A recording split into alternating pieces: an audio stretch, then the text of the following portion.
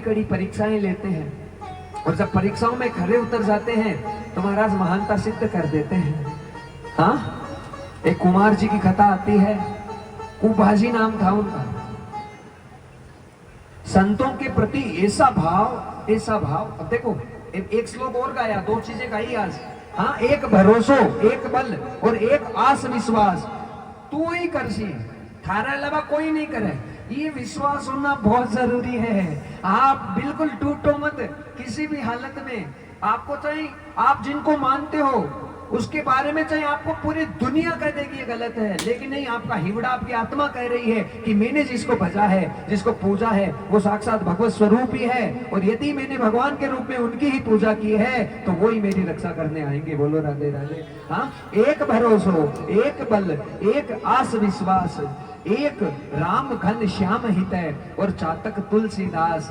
हाँ, बाबा तुलसीदास कह रहे हैं कि मैं तो चातक पक्षी की तरह हो जाऊं प्रभु, और बस केवल और केवल आप पर ही मेरा पूरा फोकस हो जाए, और हर स्थिति में बस केवल आप पर ही मेरा पूरा भरोसा रहे।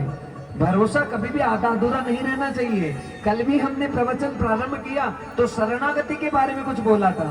हाँ, शरण पक्की हो जानी चाहिए। शरण जितनी महान है उतना आपका कल्याण है। बस शरणागति जितनी अच्छी है कि वो ही करेंगे, उसके अलावा और कोई नहीं करेगा, ये सब विश्वास होना जरूरी है महाराज। और जोई जोई प्यारो करे सोई मोई भावे। ये नहीं ठाकुर जी ने कुछ गलत कर दिया तो उसके ऊपर ठीक ना फोड़ने लग जाए।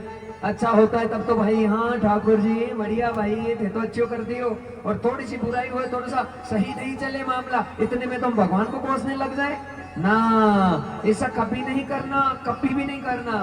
कितना ही बिगाड़ हो जाए फिर भी महाराज हमेशा धन्यवाद देना। संत नामदेव जी की कुटिया थी, झर झर करके जलने लग गई। हाँ, आग लग गई। नामदेव जी आए तो लोग थे ना वहां के, उन्होंने कुछ सामान बचा लिया। नामदेव जी आए तो अपना सामान उठा कर वापस आग में डाल रहे हैं। अरे महाराज, बड़ी मुश्किल से तो आपका सामान बचाया, आप क्यों? कहा जोई जोई प्यारो करे सोई मोई भावे। ठाकुर जी की इच्छा थी, उसकी इच्छा से आग लगी है, तो उसकी इच्छा है कि आग लगे, मेरी झोपड़ी जले, तो ये जल गया तो पूरा कूड़ा करकट ये क्या काम आएगा, इसको भी जला दो। उसको जला दिया। 2 दिन बाद ही ठाकुर जी ने ऐसी लीला की कि बड़ा बड़ा महल नामदेव के लिए खड़ा कर दिया भगवान ने। बोलो राधे राधे।